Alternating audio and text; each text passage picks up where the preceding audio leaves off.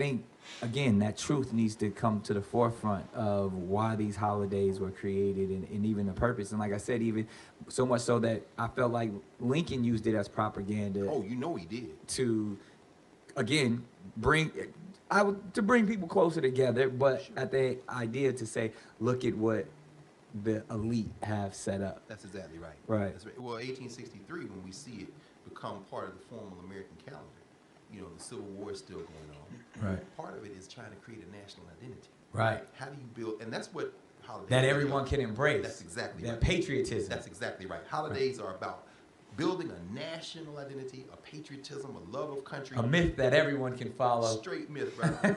This is a guy who signs an Emancipation Proclamation, and in the same breath, then signs the death warrant on 38 Lakota Sioux in Minnesota, the biggest killing of people approved by a president, a guy named Little Crow, who was leading a revolt against the United States Army up in Minnesota, Fort Snelling. Same place they had Dred Scott and Harriet Scott enslaved. Yeah, and Lincoln signed that. Lincoln signed the death warrant the same time he signed the Emancipation Proclamation. I mean, this is about taking that land from the Native Americans. So we like, Abraham Lincoln signed Thanksgiving into law. Yeah, he was giving thanks for taking land from Native Americans that he was responsible for dispossessing them of the land. Wow. And then, of course, it takes, when do we see it become on our calendar in November? Right. 1941. Oh, wow. What's going on in 1941? World War II. Yeah. You need that national identity, that patriotism. Here's the thing that a lot of people don't know about Thanksgiving. Now, you know, you in and out of New York all the time. I was loving the man on the street. Talking about, you gotta be able to vote like you get lottery ticket. Right there. That was genius, brother. Genius. But, you know, New York City, immigrants are coming. These white immigrants. They don't know they're white till they get to the United States. Right. Like we're talking about. They trying to avoid last place. So I'm from Hungary, or I'm from Germany, or I'm coming. So they come, they're getting jobs wherever they can. Right. A lot of these immigrants worked in the garment district in New York. Right. A lot of Schmata business. Exactly. A lot of them end up working for R.H. Macy. R.H. Macy is, you know, of course, the department store guy, right? Now, they don't celebrate Thanksgiving. They don't know nothing about that. Right. So when it comes time for that time, where are they going to go? So they get in this national spirit. What do? They start wearing their national dress. Right. They bring their national dishes. They bring them to the store. They bring them around, and they exchange with each other because they're going to get in the mirror. Macy's people are watching this, and they say, this is very interesting.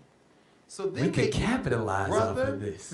And so what do? They start doing a little march around the block to show off their clothes. Right. And then people start watching. Macy's like, this is interesting.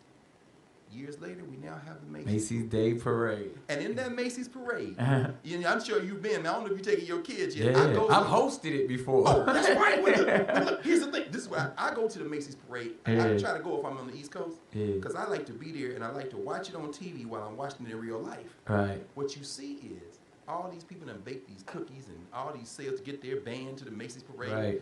They don't get on TV. Not all of them. Nah. They walk by. But I guess what gets on TV? Every float. Why? Because I'm watching the children point to the floats and say, that's so-and-so, that's so-and-so. Every one of them floats is something to buy. Yeah. I'm watching the parents looking too, and they know some of the people, but then some of them they don't. Right. Who's the last act in the Macy's Parade? Santa Claus. Always. And what is Santa Claus? He's waving bye. No, not B-Y-E. Bye. Bye. Because what you just saw was a commercial. And it started with R.H. Macy looking at these immigrants who knew nothing about Thanksgiving, who came to try to be part of the American ritual, and he's sitting here thinking, how can I make it? Anyway, this is screen recording.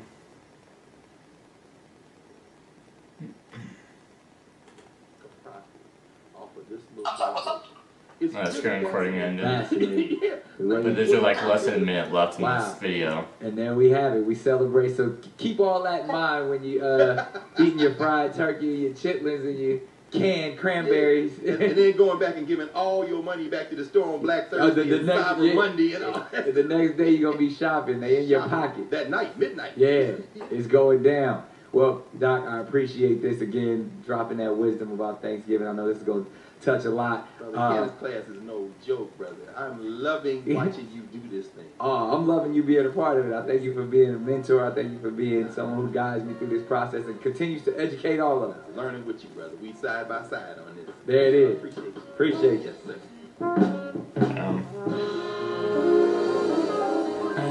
Interesting. Trapping.